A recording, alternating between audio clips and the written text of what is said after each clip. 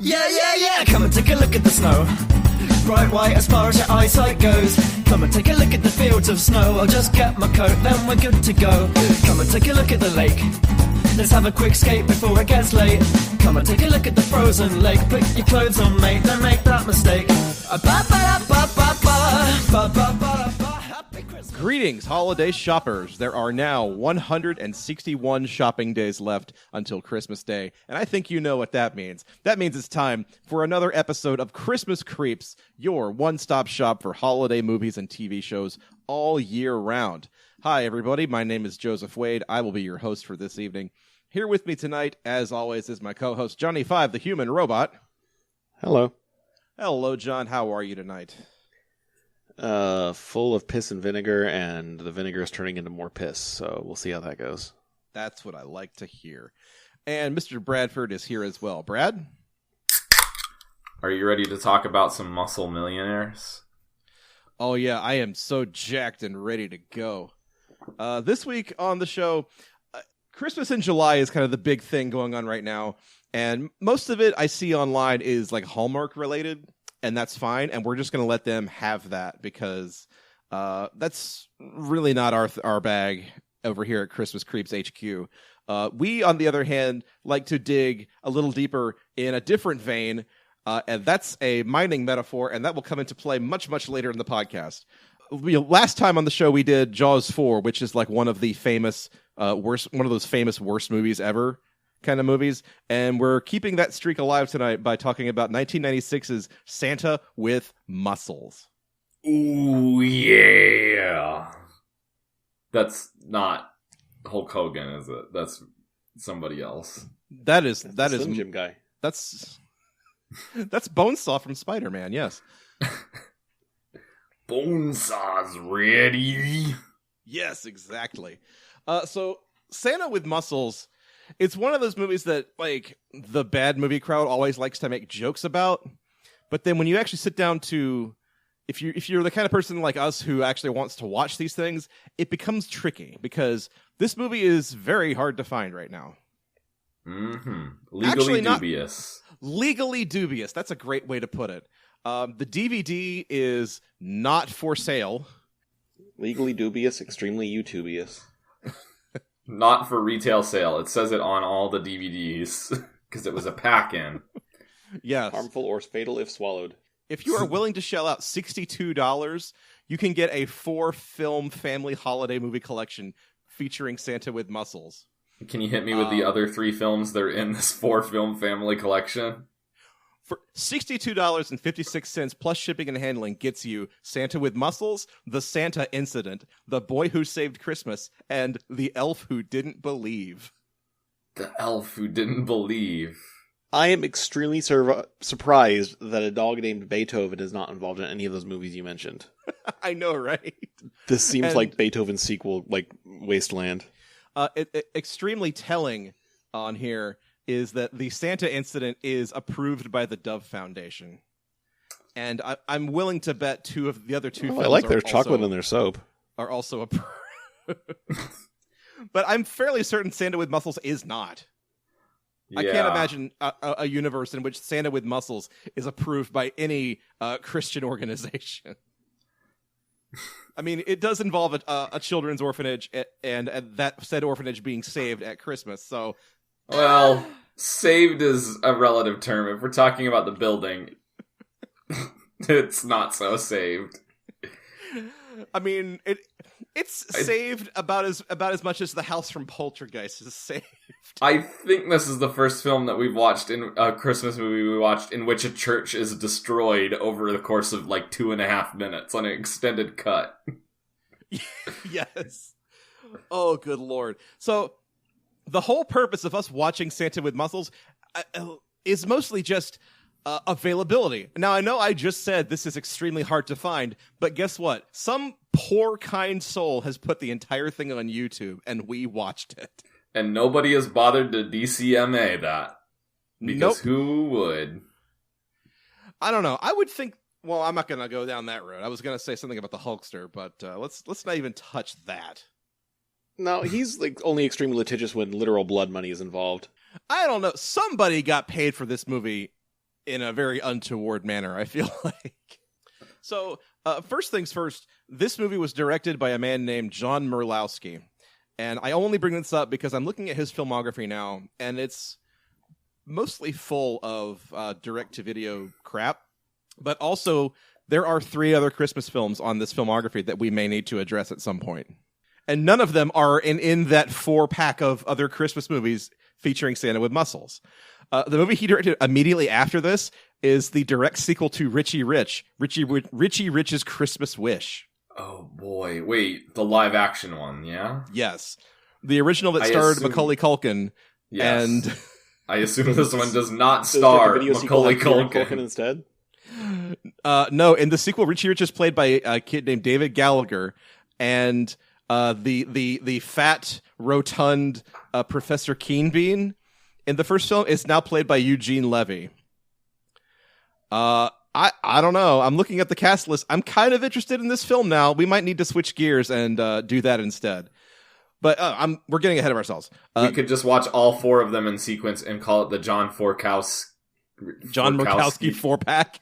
Yeah, the John Murkowski 4-pack. Well, let me continue here. So the other 2 films are Christmas Mail, which looks like the most Hallmark-ass Christmas movie imaginable. Is it going to be a You Got Mail sort of situation, or is it... Anyways. In this holiday romantic comedy, a mysterious woman who works at the post office answering Santa's mail captures the heart of a disillusioned postal carrier. Wonderful. Sounds like a delight. Sounds like a delight. Yeah, for real. Give me that last one. A Golden Christmas. Is this about pee? Yeah, I was about to make a joke about how this is the first X-rated film that we're going to have to do for the podcast. Okay, the full title of the film is A Golden Christmas, A Tale of Puppy Love. And yes, tail is spelled T-A-I-L. Great. Golden Retriever. The cover features 3 Golden Retriever puppies. It's the Santa buddies, basically. It's the proto-Santa buddies. But listen to this plot description and tell me if it makes a hint of sense. A woman visits her parents for Christmas. Hearing that they've, quote-unquote, sold the house, she wants to buy it. At 9, she had a BFF in the woods nearby named Han Solo. She and the buyer are single, divorced, and have a child each. Is he her Han Solo? So what? So by Han Solo, she means she went and masturbated in the woods when she was a kid? Because you're pronouncing Han Solo kind of weird there. Yes, all of her J.O. magic has manifested in the form of a human being who also now has his own child. I'm just really caught up with the fact that "cell" is in quotes. Yeah, I don't know what that means either. Like, everything about this just warrants further investigation, and it's mostly because I don't want to talk about Santa with goddamn muscles. We've been putting it off for quite a while. So anyway, I'll just come out and say Santa with muscles is not any dumber than 3 Ninjas Kickback. That is an extremely obtuse reference. Go on, please. It's a stupid mid-90s kid movie that's not any stupider than any other mid-90s kid movie. You watch it and it doesn't make any sense, but if you kind of just apply kid logic to it, it's like, yeah, cops act like that. Yeah, when you're a millionaire, this is what you do with your time. When you're a millionaire, you go out on a paintball. Beat the shit out of your chef. Yeah. You go out on a paintball. You ride around in a Jeep and shoot paintballs at people. And it's like, this movie would make sense if a literal child wrote it, because it's how a child would think someone would act. I don't know what excuse the presumably grown-ass screenwriters have for this.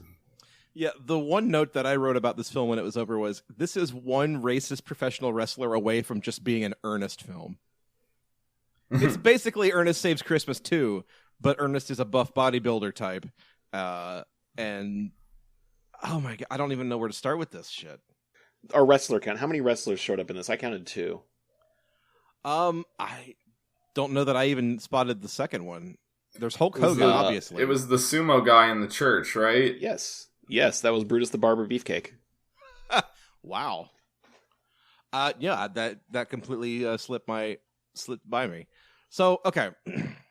Way post Brutus the Barber Beefcake being a thing people knew about, so Hulk Hogan was doing him a fucking favor, letting him be in the movie for about 5 seconds.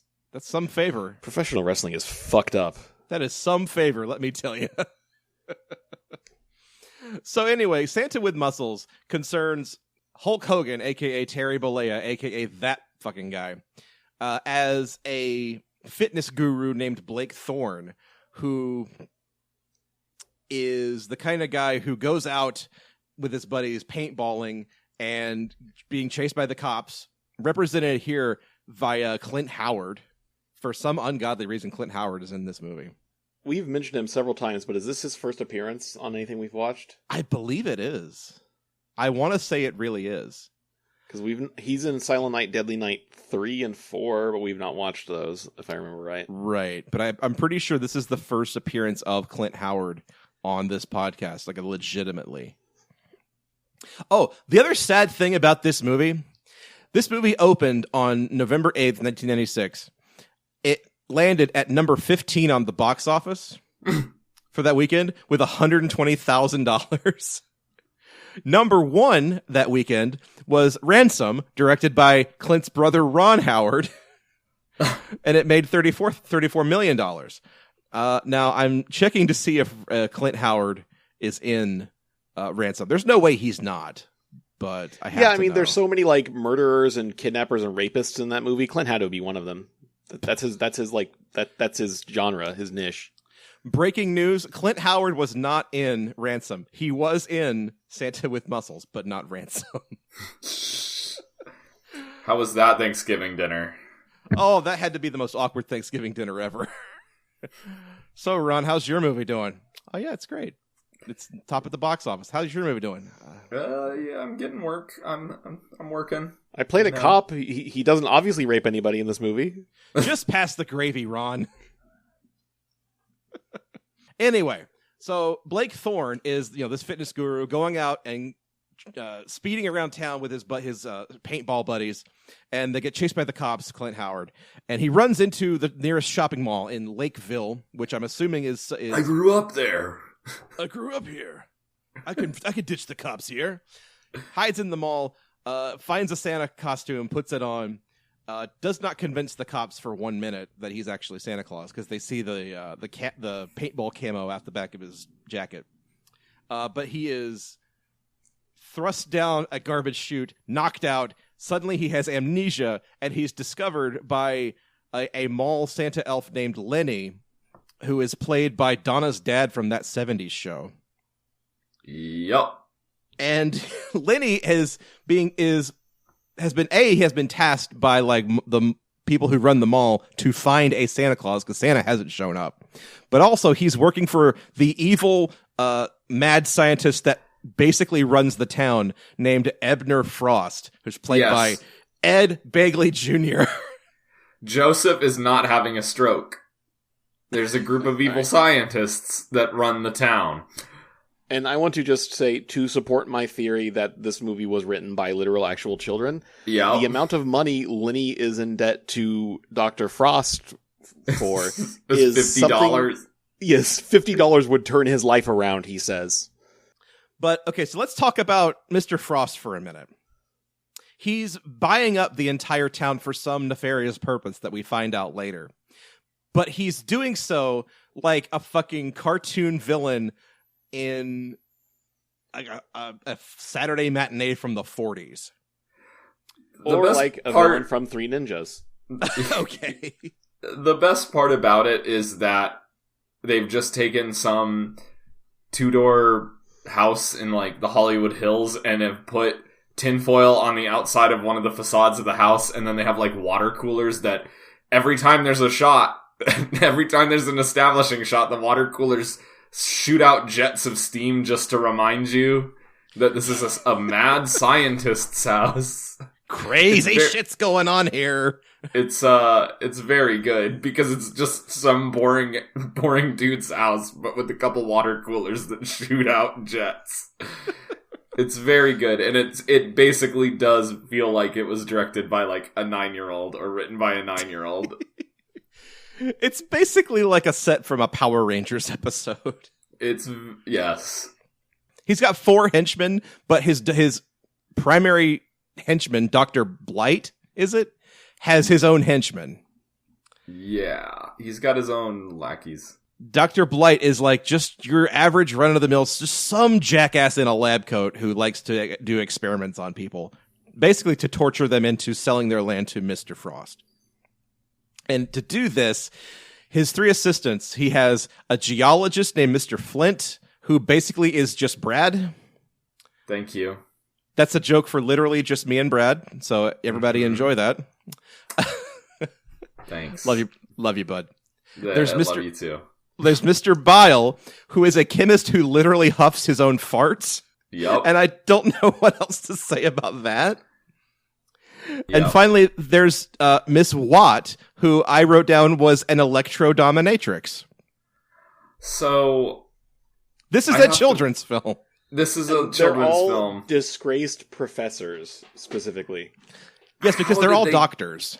How did they come up with this? Did they go to the costume shop and then these are like the 3 costumes that they had left over? So they're like, okay, you know, a jumpsuit, a electro dominatrix, and a, you know, Indiana Jones costume. This is all we have left. This is what you got to work with. I have to assume some studio shut down and they just went dumpster diving. It seems like it. Because this movie is just full of... this movie is set dressed with trash, basically. And we're not talking about the actors, actually. No. No, I'm kidding. I'm joking. That's terrible. Yeah, so Hulk Hogan disguises himself... I'm sorry, Blake. It's Hulk Hogan. Fuck it. We're just going to call him Hulk. Yeah, the Hulkster disguises himself as the Mall Santa, and he's coaxed out to, you know, the little the Winter Village to meet with the children and play Santa Claus. Oh, there's a slight B plot. Sorry, there's one complication to this, which is actually important to the plot. Lenny finds his wallet on him while he's unconscious, and swipes, like, he's holding onto his wallet because he doesn't want Blake to find out that he's Blake. So he holds onto the wallet, but he also is trying throughout the film to use the credit cards or the debit cards to access the ATM to get all of Blake's money because he's the richest man in 10 states. Yes, literally a line from the movie. And that's why he sticks around. That's why Lenny sticks around. Yeah, the richest man in 10 states is a guy who sells basically Newman's Own, but a little healthier. Yes. Oh, and also he needs Blake's thumbprints to access the weird biometric ATM, which is why he's like stuck to Blake like glue throughout most of the movie. Anyways, but specifically, it needs his left thumbprint because he tries to scan the ATM card and use a glass that Blake had picked up, and it recognizes that it's his right thumbprint, but it needs his left thumbprint. Yep. So that means that the ATM has both thumbprints, and it's just programmed whenever you use the right one to be like, no, I want the left one. I thought about that too. This is your right. That's not right. They basically invented the whole the biometric shit that Apple has on their iPhones like 20 years ahead of time. So this was released in late 96. When do you think this was actually filmed? 94? Because Hulk was very much not juicing in this movie too much. And in 96, he was deep into that Hollywood Hulk NWO shit. And that he was back on the fucking sauce then. And this is 2 years before that 70s show, but Mila Kunis looked like she's about 9. Yeah, Wait, by the way, show didn't start until 98? Or, no, wait, it started as early as 1998? I had no idea. Yes. Wow. Yes. We should also point out at this point, this is Mila Kunis' first feature film. She's the older kid in the orphanage, right? Yeah, she's the one that like actually tailors his new Santa suit to like be like the buff superhero Santa that he is in the end of the movie. Ugh. We're skipping ahead here. Anyway, what the fuck, you guys? All right. Let me break it down for you. So he's playing new Santa. He thinks he's Santa, and he goes to do the mall Santa stuff, and there are two hoodlums who are trying to steal a jar of money that is for the children's orphanage. Which I do want to say, one of them was wearing an ironic Dare shirt in '96. That's pretty ahead of its time. Yeah, it was pretty ahead of its time because Dare was like still very much a thing in '96. Once again, it's basically Bulk and Skull from Power Rangers. It is Yep, it is. He foils that plot and then returns the money and he looks at the banner saying, benefit the children, the orphanage children, and he's like, I need to go to there. Like, help save the children's mission. And he's like, I think they need some help. Yeah, and that's all the motivation I need. We get like a montage of him just like power walking all the way. No, I think he takes a car. Anyways, they go to the children's mission, and we are introduced to the other characters. There is the matron of the children's mission and the caretaker, and there are 3 children left because all of the other children, again, can only get adopted around Christmas. These are the 3 leftovers, so to speak. That's what the line of one of the children. The caretaker is Garrett Morris, who I didn't recognize almost because he wasn't yelling. Yeah. So there's I'm surprised that more SNL actors were not found in the trash among the rest of this film. We have 3 children. We have the littlest, who is Elizabeth, which is a connection to our previous film that we watched. She was the replacement to play Ducky in the Land Before Time series after the untimely passing of, help me out here, Judith Barcy? Yeah. Yes. That girl. So that's a fun little unplanned, it's not fun that a child died. It's not fun at all, no. Sorry. That is an interesting coincidence that was not planned out on our part whatsoever. We are not that clever. No. We're also not that... We're mean, but we're not that mean. Come on. Yeah, we're not going to go there. We only find dead parents funny, not dead children. Come on. Yeah. And hey, guess what? The kids in this film are orphans, therefore there's probably some dead parents. You gotta sound the dead parent clacks on.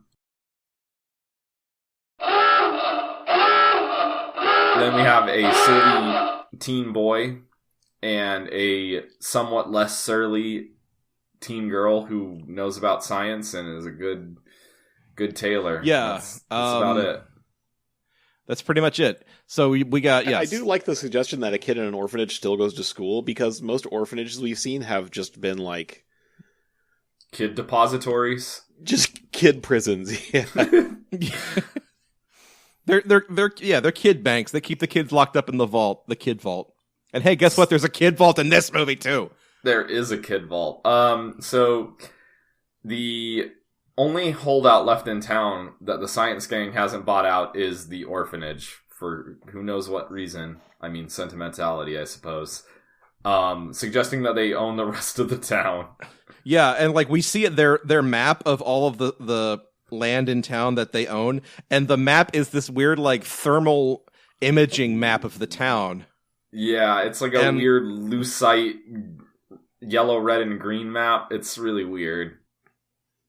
Basically, Santa hears the call of adventure when he's taken to the orphanage, and he finds out what is going on with the orphanage and how Frost wants to take it over so that he can own the whole town for some spooky reason. But the youngest, Elizabeth, is absolutely convinced that he is Santa, so he has to keep up the facade for a little bit longer. And there's an adorable, quote-unquote, adorable scene where she explains to him what Santa's 4 rules are. And I will recite them to you because I wrote them down. Which it might be worth pointing out that that's a gimmick running up with Blake, is he is some sort of self-help guru as well, and he has a bunch of rules for life that he's made his staff memorize because he's kind of an asshole. Yeah, like such as never give an inch, especially when you can take one, or never lend a hand, you might need it later. Or my favorite is when he's driving with his chef, I believe, and he says, Rule 21, when in doubt, get out. And then he just tucks and rolls and jumps out of the car. So then Elizabeth is telling Santa the Santa rules. Always help someone less fortunate than you. You never turn your back on someone in need. When in doubt, help out. And finally, act the way you do at Christmas all year round. those first three are all the same rule. But the fourth one, I feel like we have a pretty good handle on already. Yes. Because we're a bunch of jackasses all 12 months of the year, and so we're a bunch of jackasses at Christmas too. That's great, and that's lovely, and what have you. Anyway, so the next morning, Mila Kunis turns Santa's coat into a sleeveless vest, and she tells him that she learned how to do this from a Mega Man comic book. I'm not sure what that's all about. I think they just pulled a phrase out of thin air, because the comic book she has does not look like Mega Man whatsoever. No. It doesn't. I'm going to guess the entire thought process was, what's another word for super? Mega, there we go. Yeah. I think these writers did not know that Mega Man was a thing that existed. Or if they did, it was because somebody's kid played Mega Man and they assumed that a Mega Man comic book existed and they needed a comic book and they just held up a comic book. Anyway, it's at this point that we learn that there is something underneath the orphanage that is what Frost wants. Why the reason he wants the orphanage is there's something down below. And the kids take the kids take Santa to this vault where they hang out, and they all know a little bit of the code to get into the vault, but there's one last piece that they don't remember. And then Santa instinctively just takes the vault and gives it that one last nudge, the last number needed for the code, because he sees on the wall scratched his initials, BT. And, oh, gee, that's a little odd, but, his muscle memory kicks in and he just opens the vault. His muscle memory? Fuck you. I do want to take pains to mention that throughout this movie up at this point, the orphanage is literally being terrorized by these, disgraced professors. Yep. Yeah! They Saddam Hussein down a statue with their ice cream truck. Earlier in the movie, they did the same thing with they tied a rope to the Christmas tree and a rope to their van and dragged it out of the front door of the church or the orphanage. And Santa stopped them by literally grabbing the chain and just holding onto the truck as it tried to run over Garrett Morris. Yes. So we at least know that he's not fooling around. He does actually have... I'm not going to say he has superpowers. I almost said he had superpowers. He does not. He's just a really strong dude. His muscle mass gain supplements aren't fucking around. That's all I can say. That's right. It's a real deal. His superpower is love, okay? I said it. So, they go into this vault, and inside the vault is what I can only describe as a crystal cavern that might explode. It's J.O. crystals. Fuck you, Brad. I can't believe I didn't put that together. The most powerful J.O. crystals known to man. They're hypercritical and they're ready to blow. The orphanage is built on a cavern of J.O. crystal. So all the shame. That's why all the shame. That's their great shame. So they hide it underneath in the caverns underneath the cathedral. It's also the reason the windows glow. J.O. magic. Oh my god. So what you're saying is that Blake Thorne, as a child, jerked off in this cave, and therefore the cave is now magic. Precisely. And his intense shame from it, because this is probably a Catholic mission, is what propelled him to superstar status with his self-help guru shtick. Yup. It all makes sense now. But Dr. Frost wants the J.O. crystals, we come to find out. He wants the J.O. magic for himself. Yes. And no one bothered to tell him that the real J.O. magic was inside him all along. Thank you. Quick question. Yes. Why did he need to buy up the whole town if he was just trying to get to the crystals? I don't think... The map suggests that the cavern is huge and stretches under the entire town. Oh, and he didn't know that there was an access point there until they went down and found it. Right. All he knew is that was just this, the center of mass for whatever was underneath the town. I guess. Got it. That was sort of the final piece of the puzzle. It's not particularly well thought out, is it? No, because but the because implication- otherwise he could have just gone to any one of the little feeder points in this cavern system and just wandered through. But Yep. that's not how evil billionaires work now, is it? No. But the implication is that these crystals are like a great energy source or whatever, and they're worth millions. Okay, cool. Got it. And you can probably do evil sciencey things with it. As evinced by the fact that when one of the kids drops one of the crystals, it fucking explodes.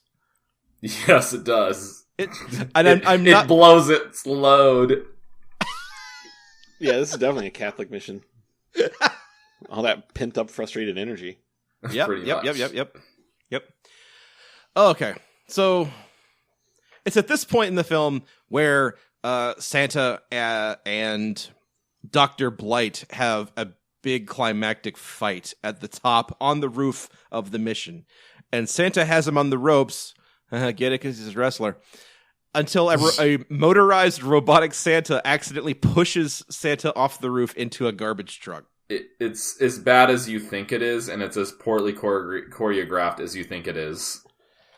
It is the clumsiest of clumsy plot devices. It's if you imagine, if you will, one of those robotic Santas where the arms just go up and down, and I think they had an intern down below the frame, like holding on to it and just kind of rotating it a little bit into the Hulk and like having it push him. Yeah, it's like in The Critic when the Annie Wilkes woman gets knocked the fuck out by the Buy My Book statue. Yes, yeah, exactly. But also, I guarantee you that wasn't the actual Hulkster that got knocked down, out of the window, because it's framed so closely that you just see his legs being pushed. Guarantee you that was a stunt double, because Hulk doesn't want anybody to actually knock him down. The Hulkster cannot be shown to have any weakness. Yeah, his entire gimmick in wrestling was not selling hits. So yeah, that checks out basically. But falling into the garbage truck cures him of his amnesia, and he remembers who he is, and he wakes up at home on Christmas Day wearing his Santa costume, thinking it was a dream, thinking that it was all a dream. And Dr. Blight and his goons have jerry-rigged the telephone wires to intercept his call to the orphanage and basically tell him to get lost. We don't need you anymore. Him thinking that it's actually what's-her-name at the orphanage telling him to get lost.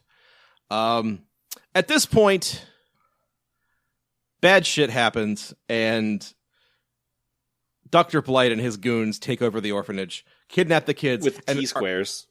Yeah. T-square. This is the biggest example that whoever wrote this did not understand scientists, the general concept of scientists. Was that, like, the original script had that one character have an axe, and they're just like, we can't have a character with an axe threatening kids. Oh, fuck it, give them a T-square, it's the same shape, whatever. But they all have more than T-squares. one character had one, yeah. So it's some weird thing about, like, professors. But there are very... So what you're saying is this is an extremely anti-intellectual film. I'm This just film saying hates that people with doctorates. a T-square is also more of hates a the police, so I mathematician. give it that. Ugh. Sorry. Brad, I'm sorry. No, Brad, go ahead. I'm just getting caught up on the T-squares. It's more of a draftsman's tool or a mathematician's tool. And it That's what bothers me. when I saw him with the T-square, I assumed, he's not actually a scientist. He's just a doctor of something else, possibly mathematics. Yeah, it's just the laziest shorthand. They should have... I don't know. What else could you use? Santa's workshop. What else could the goons use that is shorthand for science, but not a T-square, but also a weapon? Calipers. Calipers are pretty good. Erlenmeyer they could just whip Erlenmeyer flasks at people, I guess. I mean, that'd be pretty cool. It is Christmas. They could have given more use to those large-ass candy canes. Yeah. I know that's not an answer to your question, but I mean, it is a Christmas movie. I mean, if they're supposed to be mad scientists, just give them, like, goofy-ass sci-fi laser guns. You know? Yeah. Yeah, for real. They should have been able to come up with some kind of invention, like some mad scientist invention for restraining children. No, they just lock him in a kitchen, apparently. Yeah. Well, their plan is... Does not have an evil robot in it? Wow. This movie does not have an evil robot, does it? No. Honestly, it wasn't in the budget. They wandered by a sharper image, and there wasn't a robot in the trash that day, so they couldn't have one for the movie. So anyway, they are trying to mine this cavern for its precious resources, and to mine this cavern, they are going to use the child labor found at the orphanage, notably the only 3 children that live at the orphanage. That's going to be, let me tell you, a great use of resources. 3 children mining JO crystals. Actually, I should be sent to jail for that last sentence. The greatest scientific minds of their time are relying on 3 children to mine all of the JO crystals. Coming this November to a Cinemark near you, it's Santa with muscles. Hey, cheap rip-off Christmas Hollywood that's actually in Vancouver, please stop putting JO crystals in all these children movies. It's creepy and it's gross and it's wrong. Yeah. I think we're gonna have to run an anti-JO crystal campaign here. I think, hey Hollywood, it's your buddies Christmas Creeps, and we're here to tell you, JO crystals, they're not cool. They're actually kind of spooky and creepy. And whoever keeps putting them in your Christmas movies is a weirdo, and they should be run out of town on a rail. The more you know, Christmas Creeps.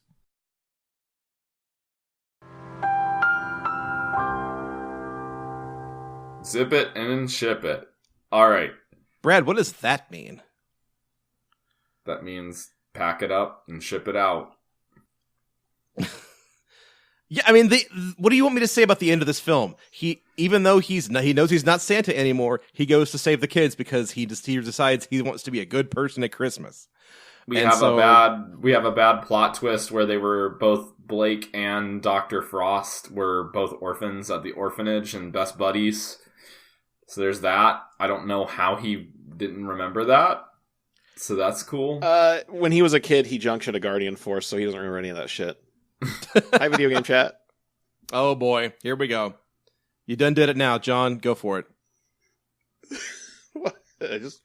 No, you opened the door to the Final Fantasy VIII remake's coming out, or not remake, but remaster's coming out soon, so you can actually get it on PS4 finally. That's fucking cool. Okay, cool. But I'll give this movie a little bit of credit that they did kind of telegraph that he was a known, that at least Garrett Morris's character knew who he was. But I was like, oh, he knows him because he's a literal fitness celebrity. Right, yeah. It's like, his face is on all kinds of food you see in the movie, like cereal and coffee cans and all kinds of stuff, yeah. But also, when he's opening the vault and he sees his initials and he's like, oh, that's kind of odd. BT. He still doesn't put 2 and 2 together. And even when he finally is just flat out told this, it doesn't matter because the film does not tell us there's no stakes, and the film doesn't tell us there's any history between these 2 people at all. Like Frost and Thorn, up until this point in the film, have not met each other, so we don't know if they have a history or not. So it doesn't even matter. Yeah, he's just like, oh, that makes sense of why I knew that combination. Yeah, it's just, that's a weird thing. But their fight... Okay. They have a climactic sword fight with JO crystals, and I'm not making this up. But before this, hang on. Before he gets to the fight, he and his staff, his chef and his butler and his personal chauffeur, all pile into his Humvee and race off to the orphanage. And that's where Clint Howard catches back up with them and is calling in all of the cops in town to stop them. And we get this amazing scene where a police officer pulls out a bazooka and fires it at Hulk Hogan, and Hulk Hogan evades this bazooka missile and it hits Clint Howard's car. Yes. I don't know what this film is doing anymore. They had the budget for an explosion and they were gonna use it. And they used it in the wrong fucking place. Because, yes, and we'll get into that now or shortly. I guess it was just a little bit ahead of its time of just predicting that cops would just literally have military surplus shit and just use it all willy-fucking-nilly. I really do think this movie has a pretty good point with its whole fuck the police message. Yeah, because it was like the mid-90s, right when the whole, like, it's immediately post, like, LA riots, when the LA cops had more weapons than God, and it's long enough in the past that they can start making jokes about it? Yeah, speaking of which, did you catch that weird line where Clint Howard's cop was just kept yelling, "I was in Desert Storm"? Which Yeah! just really felt weird more than anything else. Like, because they're trying to, like, get him off of their tail, and they're, like, throwing protein powder at him and salad dressing, and he's yelling, like, "You can't scare me! I was in Desert Storm! I was in the shit!" I guess the joke is supposed to be that, like, Desert Storm was just an absolute cakewalk of a war, and the only people that, like, got hurt in it on the U.S. side more or less just had, like, exposure to, like, chemicals and shit. Like, I don't remember much about it, but from what I remember, like, it was pretty much a fucking curb stomp. More or less. I mean, if you want to get into the details of it, that's different. But yeah, culturally, historically, Desert Storm is not known for being a terrible war for the U.S.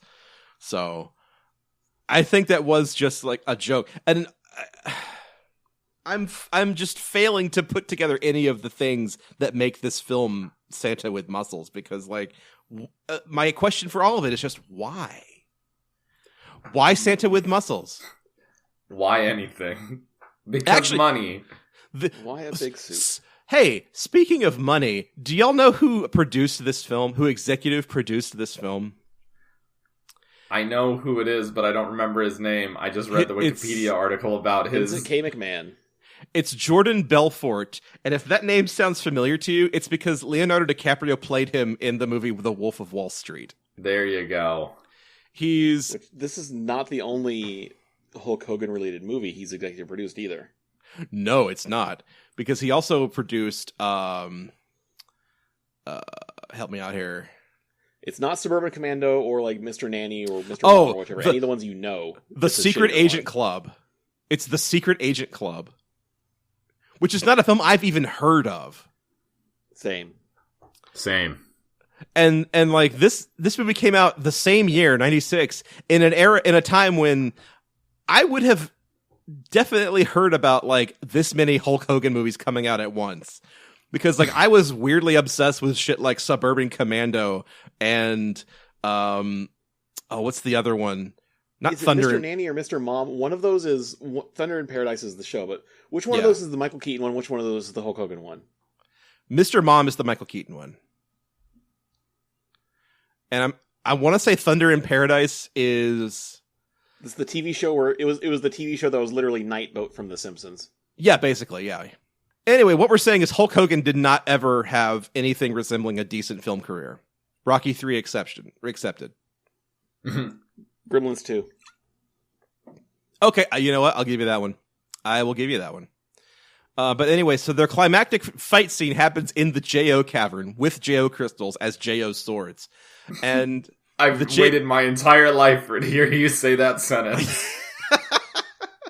I hope it was worth it, Brad.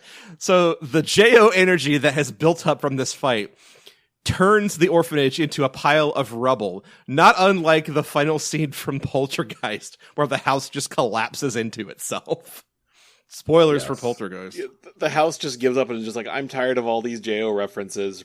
BRB killing myself. And I'm like, Lord. Hey, house, big fucking mood. Same. It me. Extremely it me. So the cops show up and they arrest all of Frost and his goons. They took him away, and then it cuts to, I'm assuming it's some other time. I don't know when it is, but like Thorne decides he's going to take all the kids to his mansion, and also you can just do that with kids. I guess you can just take them. I mean, not like their parents are going to complain. Yeah, I mean, it's not like people are going to come looking for these kids, which is actually the saddest thing I've said about this film. But yeah, so all these kids, and then a bunch of new kids we've never met before, are just hanging out at Thorne's house having a party. And basically the party is just for them to watch through a telescope as Frost and his goons pick up trash on the highway.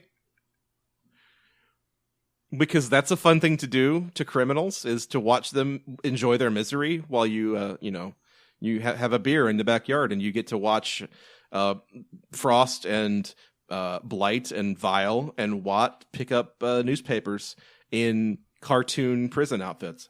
Yeah, they did That's have how cartoon prison outfits. That's how I like to spend my Sunday afternoons. Through a telescope. You know how I don't like to spend my Sunday afternoons? Watching Santa with Muscles. It's not a good movie. There are fault bright is it that we watch spots. this? It is 1,000% my fault. Fuck you, Joe. At least I you're know. willing to own up to it. It was brave I of you know. to admit it. I keep suggesting the Paul Giamatti Santa movie, which at least has Paul Giamatti in it, even if everything else about it's a fucking train wreck. You know, one of these days, Fred Claus is going to happen, and I'm going to hold you responsible. But having just watched Santa with Muscles, I don't think I have a leg to stand on. So Okay. there were some bright spots in this movie, but generally overall, it was. Hey, Brad. Yeah. Brad, I would love to know what you thought the bright spots in Santa with Muscles were. There were parts of it. It was not. It again was not a movie that's so bad it's good. It was just bad. But there were just really weird choices that were kind of funny, just like the whole scientist thing. Also, I don't know if Hulk Hogan is just a really bad actor or if it was intentional, but some of his deadpan lines are so bad they're good. But anyhow, I was looking for a silver lining in an otherwise very, very, very bleak experience. I will say, this is not any stupider than any random kids movie from the 90s. The plot makes absolutely no fucking sense, but that's because you're an adult and watching it. If you were Right. a kid, this would be like, oh, that makes sense. Yeah, cops do that. Yeah, scientists do that. Yeah, millionaires go around in jeeps shooting paintballs at people. That's how they spend their free time. Isn't that Yeah, true, though? It's all kid logic. I like the kid logic, honestly. It's just so like free of reason and operating in the real world. There's something. I wouldn't say it's charming, but at least it's unassuming. I don't know. Yeah, I mean, at the very least, Hulk Hogan is really not trying hard to play a character here. He's basically just Hulk Hogan. Yes. And this was one of those movies I had high hopes for, like in terms of its badness, because it's one of the bad Christmas movies you always hear about. Like everyone makes jokes about it, but then you sit down and you watch it, and it just sucks the air out of the room. Yeah. With how it mainly commits the sin of being boring more than it is bad. Yeah, absolutely. I literally, I'm not kidding. I paused the film because I thought, oh, for sure, the big battle's coming up and we're going to get out of here. And I paused the film and I was only 30 minutes into the film. I know, right? This is a 90-minute film.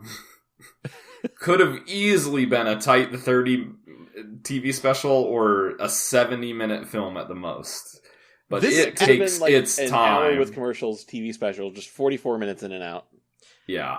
At most, I think sweet old this. At most, I think this is a Saturday Night Live sketch starring Hulk Hogan, not a 93-minute feature film starring Hulk Hogan. Ugh, It's brutal. not. That's the thing. It's not even like soul crushingly bad because of insane production choices or a plot that doesn't make any sense. It's just insanely boring. Like, I don't even know what I'm supposed to make of this beyond, like, it's a shitty attempt at making some kind of kids film about a muscled Santa Claus. Like, it's basically the comedy version of Silent Night, Deadly Night. We're in the mid-90s here. We're getting into, like, post-history. It's just, there's nothing about this movie. There's nothing about it that is approaching any level of art, at all. Oh yeah, at all. It's a commercial product first and foremost, obviously. But even films that are made purely as money-making ventures usually have something about them. But it really sets off a bit of an existential crisis because there's just no reason for this movie to exist. You know? Yeah, and the other thing that kind of really the other thing that really depresses me about this film is in doing research for it after the fact, there's basically nothing. Like, you go to IMDb and there's 3 or 4 like trivia tidbits. You go to Wikipedia and it's basically a stub of an article about this film. Like, there's no production history that's weird or strange. There's no like, you know, nothing about this film is historically bad. It's just a dumb piece of shit that people make jokes about. You know, it's kind of, I'm supremely bummed out by this movie. Do you know about American cheese? Yeah. Let me tell you about American cheese. The way they make American cheese is when they're making all the other normal kinds of cheese, and then there are cheese shavings that fall onto the factory floor. They sweep all of those up and they add some dye, and then they press it into a square and they call it American cheese. I feel like this is the American cheese of movies, because it's just like the trimmings of other movies, from the sets to the actors to everything else. Like, this is just a movie byproduct, you know? Yeah, like if you told me the heat map board they use is like, oh, it's just that one prop that they were using to play Battleship and Batman Forever, I'd be like, yes, that makes sense. It's the exact same prop. Yeah. This is just the movie that they made because they needed to make a movie and they had all the movie parts and pieces, so let's make a movie. Mm-hmm. 'Cause that's what we're paid to do. I mean, when your executive producer is most famous for like stock market scams, that kind of says something about the movie itself. Like, there's no other reason for this to exist other than to be a scam. Yes. Or it's like if you found this movie in a grocery aisle, it would just be like the rations that they give out, like FEMA gives out. It's like generic children's Christmas movie A. And it's gray and it's got a black label on it. And I want to point out, I've done that for this podcast before. I have been to grocery stores and just randomly pulled Christmas movies out of the rack, the $5 cheap ass rack. So, like, we're not above this kind of shit. So when we make fun of it and we tell you that it's just depressingly dire, please believe us. Santa with Muscles does not deserve any of the scorn. And I'm not saying that because it's good. I'm saying that because it doesn't deserve to be watched by anybody. It doesn't deserve your attention. So I had more fun with Jack Frost 2. Oh, I had a ton of fun with Jack Frost 2. I would watch that movie 10 times before I would force myself to watch Santa with Muscles again. So, gentlemen, I'm going to say to you right now, I apologize for making you watch this. I try to be optimistic in this podcast. I was the one who tried to defend Santa Buddies. I try to see the good in films and try to come up with a reason you might want to watch it. This movie does not deserve your attention. Life is so short. Life is precious. Every minute's precious. Do not waste your time watching Santa with Muscles, even if you think you might enjoy it or think it might be funny because it's bad. It is not either of those things. It is a waste of time. Yeah, I'm about ready to say, like, I'm going to start demanding hazard pay if we keep watching bullshit like this. Boy, it's a real shame we didn't get in on that Patreon action before they upped their take. Yeah. Woulda, coulda, shoulda. Pomplamoose anyway. Yeah, that's true. So the last thing we have to do tonight is we have to go to the crankometer. And the crankometer, if you're new to the show, is our patented scale of an XY axis where we rate these movies. The X axis is how Christmassy a film is, and the Y axis is how good a film is. The quality axis, the quality quotient, if you will, the Christmas quotient and the quality quotient. So, gentlemen, Santa with Muscles, X axis, how Christmassy do you think it is? I'm gonna actually say it's pretty Christmassy. I'd say a 2 or a 3, strangely enough. Because yeah, you couldn't really set it at a different holiday and just fill in with Easter Bunny or some shit. It would just be really weird, and you would get the idea of like, why did they just use Santa? Yeah, and plus you have something that's integral to the plot, which is the Santa's rules or whatever. Like you couldn't stencil in another generic holiday for that. Well, I mean you could, but it would be even weirder. It's the 4 rules of Independence Day. Your Uncle Sam with muscles. Oh wait, he already had muscle. I don't know. Whatever. Now I'm imagining Lincoln with muscles and it's President's Day, and he just gets immediately like a mattress sale where he's dressed up in costume. All right, you Santa workshop this into a better movie already. How good would that be? Honestly, though, if this movie took place in June and it was still Hulk Hogan in a Santa costume, I think that would be a pretty good movie, because then you have the added what the fuck factor of, why is he wearing a Santa costume? Is he crazy? And the answer is yes, he is crazy. I'm gonna agree. I think this is a solid 2 for Christmassy, because like it doesn't misuse it, but it uses just enough of it to kind of give you the flavor. It's just that so much of this film resides in the y-axis that we need to discuss that now too. So I'm going to say this is definitely a positive 2 Christmassy. So y-axis, Santa with muscles. Man, what a piece of shit, right?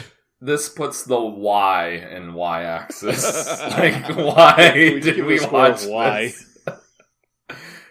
I am inclined to go as low as a -4, maybe even a -5, because man, oh manatee. I don't want to give it that much credit for being like abysmal, because it's not. It's just But in a way, isn't that worse? It's stupid and nothing. It's massively misguided. I'll say that. I'll put it that way. This film has very much the same feel of Santa and the Ice Cream Bunny, because Santa and the Ice Cream Bunny is fucking found footage Christmas film spliced together from everything they could find. And this feels almost on that same sort of similar level, but 90. I think we gave Santa Claus a -5 as well. Okay. I think the best word to describe this film, as with, Santa Claus and Santa the Ice Cream Bunny, inexplicable. Yeah. I don't know why this exists. Awakens some deep horror in me that absolutely nothing matters. It made you feel the passage of time and the reality that your life is finite. Pretty much. And for that, I cannot give this any positive marks. Yeah, I'm gonna go with a -5. It made me stare into the abyss. I mean, that's as glowing a review as I could possibly imagine. I'm amenable to a -5. J-Man, what about you? On the one hand, I don't want to fall into the trap of agreeing with IMDb about, like, this nothing burger is the worst thing ever made, but motherfuck to this movie. Yeah. Yeah, we should also mention this is even lower on the IMDb bottom whatever. No, actually, it's not. It doesn't even exist on that list anymore. What the fuck? Why is this? Yeah, this movie does not exist on the IMDb bottom 100 anymore. Despite the fact that it has a 2.5 out of 10 rating, and that would be enough to place it firmly in the middle 15s next to Alone in the Dark and Battlefield Earth. Maybe they just removed it. They took it out of contention. They retired it. Yeah, they retired its number. Its jersey is hanging up in the IMDb rafters. Right next to, Manos, The Hands of Fate, and Jaws 4. Yeah, where it's no competition, so they just struck it from the record. This exists outside of the concept of movie. I think I might know what's going on. Yes, it does not have enough votes to make the bottom 100 list. So we need 1,700 people to go and give Santa with Muscles a score for it to be rated in either the top or bottom 100. There you have it. What a load of bullshit. And it's not helped by the fact that this is not legally available to watch anywhere. Correct. Having said that, like we said, if you really feel like wasting 90-some minutes of your life, this movie does exist on YouTube. No, I will not be putting it in the show notes. Go fuck yourselves. That was harsh, and I apologize. No, seriously. Please do go fuck yourselves in the show notes. If you want to watch this movie, go do something else. Go take a nap. You could find a muddy field and lie face down in it for 90 minutes, and it'd be a better use of your time. You'd wake up feeling somewhat refreshed, and goodness gracious. The earthworms would have... The earthworms would have chewed off all the dead skin on your face. You're going to be coming out of there just glowing. It's going to be great. You better believe it. Yes. Oh, good Lord, everybody. I honestly cannot promise where this show is going next, mostly because, like we always say, the best way to sabotage this show is to call our shot. Yeah. And I don't want to do that because we almost had to miss our opportunity to talk about this movie tonight. But I almost watched this movie and didn't get to be on the podcast for it. And that, I might have just never come back. That would have been the greatest sin of all. And it would have all been my fault. So basically what I'm coming around on is right now in the sort of the Christmas movie community, the Hallmark movie is like the big ticket item. Like that's what everybody's gravitating towards because Christmas in July is like the big selling point right now. And that's great. And I'm glad y'all are having fun and I'm happy for you. But that's just not our jam. So we are forced to resort to other means like Santa with muscles. And I really don't know where we're going to go from here. But that's kind of the fun. Suggestions. Yeah. Yeah, I just want to stay flat out. I refuse to watch Hallmark movies for this. I will go play video games instead of do this podcast if you want to do a Hallmark movie. Yeah. Just not our joint. It's not our jam, and it's we mean nothing against the Hallmark fans out there, but everybody has their something. So if you have any suggestions for what we can do next for this podcast of ours, Christmas movies, Christmas TV episodes, if you want to hear a stocking stuffer, you can shoot those to us at Christmas Creeps on Twitter or email those to us at xmascreeps@gmail.com. If you want to hear me talk about things other than Christmas movies, I'm also running a second podcast over at OST Party on Twitter, where we talk about movie soundtracks. Coming up, this week alone, we are doing the 1996 comedy My Fellow Americans. Next week, we're going to be releasing an episode on Super Mario Brothers, the movie. It's going to be a great time. So J5 and Brad, if you guys want to plug anything, now is the chance for you to do it. I want to plug this IMDb user-generated list I'm looking at of Christmas movies, which for some reason the last thing on the list is The Wizard of Oz. Like The Wizard of Oz? Yes, it's The Wizard of Oz. Which apparently Nick Ellison, who made this IMDb list, asserts that The Wizard of Oz is a Christmas movie.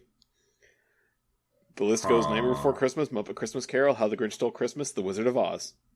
That's an exhaustive list of Christmas movies right there. Well, there are more on there, but unless it's just a list of movies that this person specifically watches at Christmas, then sure, I guess that's valid. Yeah, I think it's probably some reason like that. That is the most abysmal thing ever. I don't know why anyone would do that. For like Letterboxd or whatever, that's one thing, but if you make a list on IMDb that's just movies I've seen. Yeah, IMDb has a lot to answer for, but chief among them is being almost completely user-generated now. It's making IMDb almost impossible to read. Oh, speaking of which, Emmy Cicerigo is in this movie, apparently.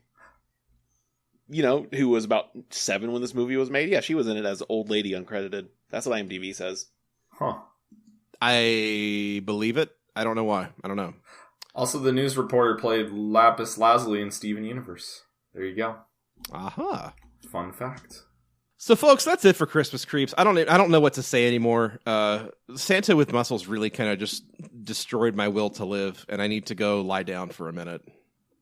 And we will return another day to discuss another terrible, but hopefully not too terrible Christmas movie.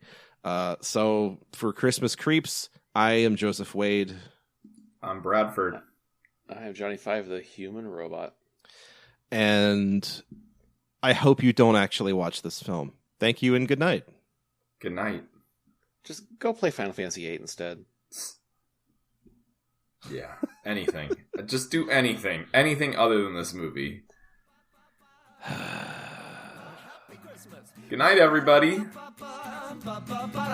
Happy Christmas!